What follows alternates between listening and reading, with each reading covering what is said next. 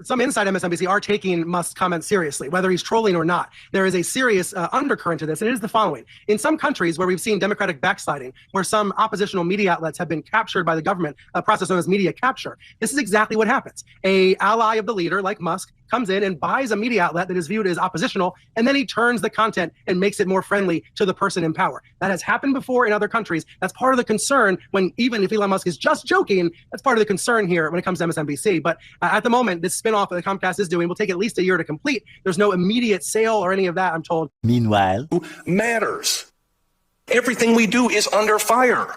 Elon Musk sits on Twitter every day, or X today, saying like, we are the media, you are the media. My message to Elon Musk is, bullshit. You're not the media. You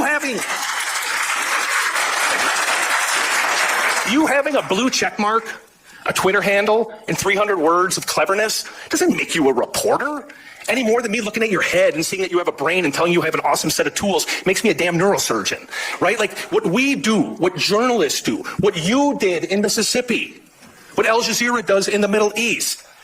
You proclaim yourself to be a reporter? Like that's nonsense. Like being a reporter's hard, really hard. You have to care. You have to do the hard work. You have to get up every single day and say, I want to get to the closest approximation of the truth without any fear, without any favoritism. You don't do that by popping off on Twitter. You don't do that by having an opinion. You do it by doing the hard work. Yeah, come on, so clap everybody. First of all, I gotta say, extraordinary content. It needed to be said. Yeah. It continues to need to be said. When all of the garbage is flying around on social media, lying about reporters, lying about the hard work they do, lying about the hard work editors do, lying about everything up and down about not only their alternative set of facts, but alternative set of facts about what people like you do. Critics of the press are feeling more empowered than ever to lie more than ever. I've had friends for years going, oh, you know, I'm so overwhelmed, Joe, by the news. I don't read the news. I go, oh, where do you get your news then? Epic Times. I go, oh God. Oh, you get your news from a website run by Chinese, by conspiracy theorists in a Chinese religious cult. That is where you get the no.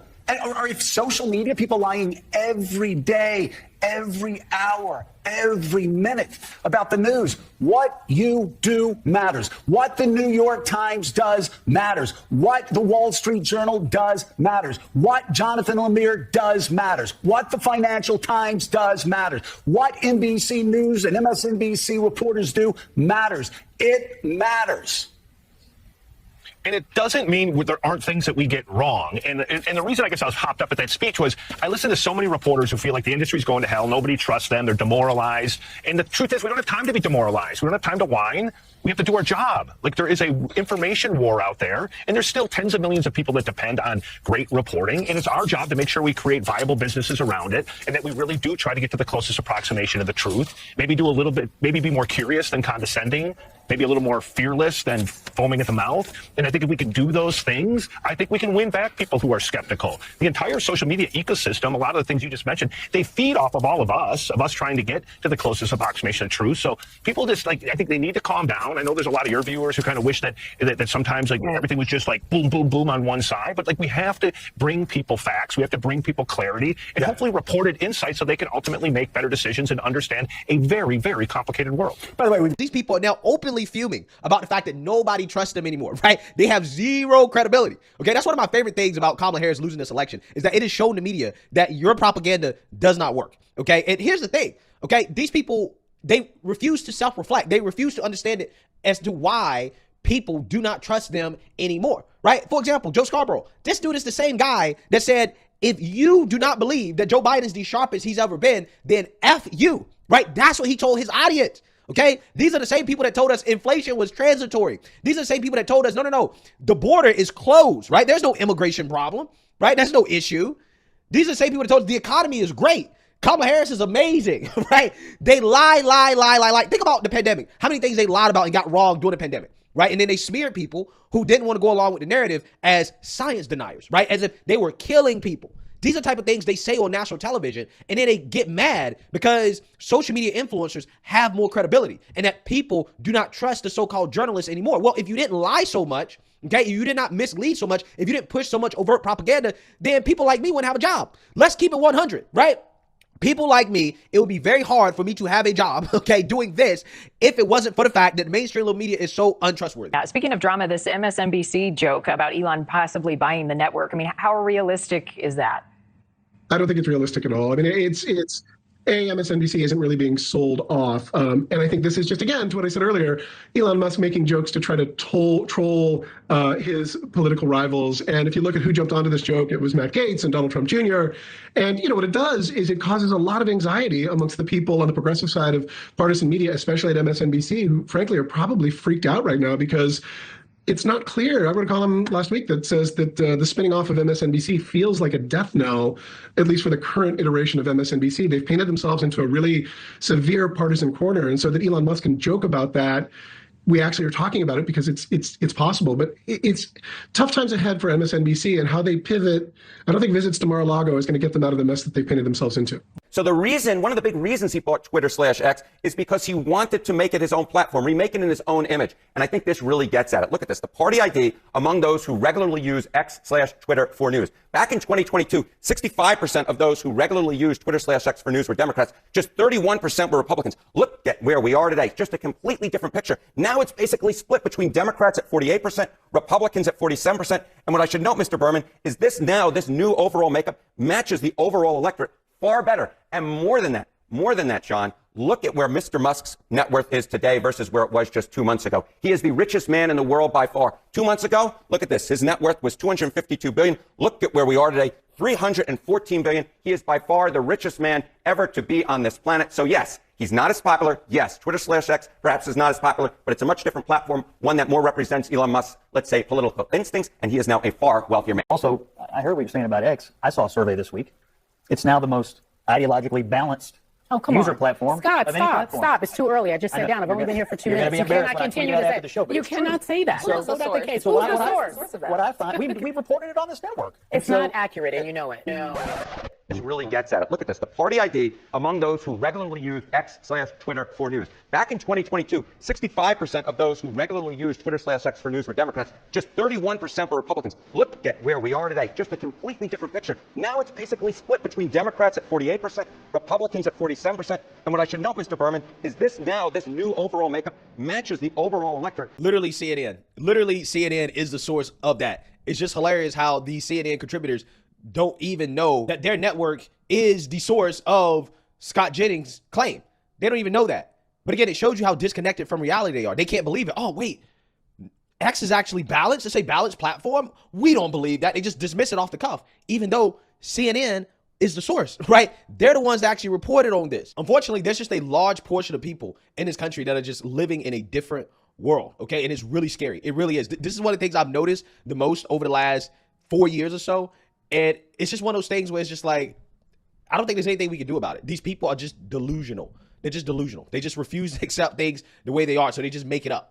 Rules. Case in point, every time the first tweet I see is Elon Musk. If I want to go on that place that's not being regulated, about 2 years ago, the last line of defense that they had in terms of their morality was someone who quit because he said that he couldn't control his job was to regulate Twitter. He could not control Elon Musk because Elon Musk didn't want it to be regulated. He wanted it to be the world in which it is right now, which is a cesspool, as your wife said. She's a brilliant woman. She is. Tell her I said hello. Thank you. I think the impulse to restrict speech is a slippery slope but a dangerous one.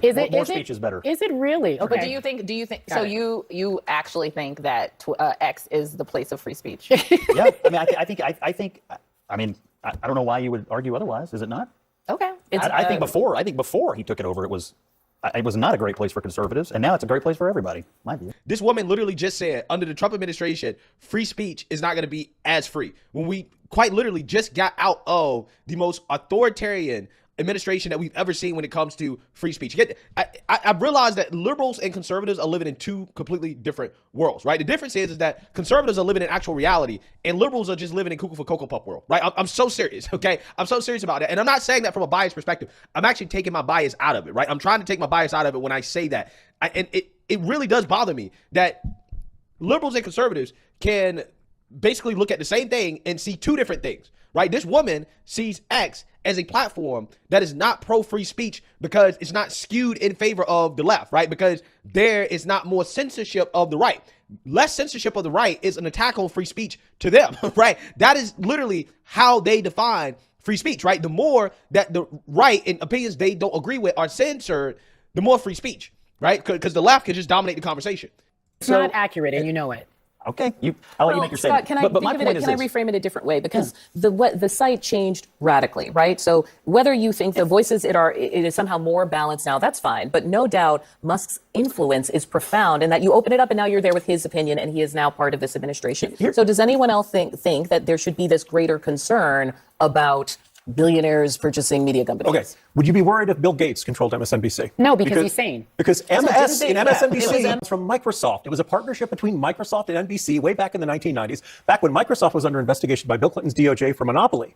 I don't remember anybody panicking over MSNBC back then. No, they definitely did. But yeah, continue. Well, like Fox was launching, MSNBC was launching, the cable news network was shifting, the landscape. But isn't the issue that the left has gotten so used to controlling almost all institutional information distribution arms in this country that when one little piece of it, whether it's X or MSNBC or anything else, gets taken away, the panic is so outrageous. I mean, that's how used to the left is having control of all of it. I don't think that that's an accurate assessment when you look at something like Sinclair Broadcasting Group that has purchased most of the local newspapers and local television stations and sends out distributed information that their anchors are supposed to follow for the correspondence. That is a conservative-leaning group. I think the difference, though, I'm not siding with Elon Musk at all here. The one thing to point out is that platforms are not regulated right now, which gives them carte blanche to whatever they want right now. Elon is not someone who likes to be regulated. And so to buy MSN, he would go under some federal regulations. Who's regulating CNN right now? The FCC. We're not a broadcast. It's cable.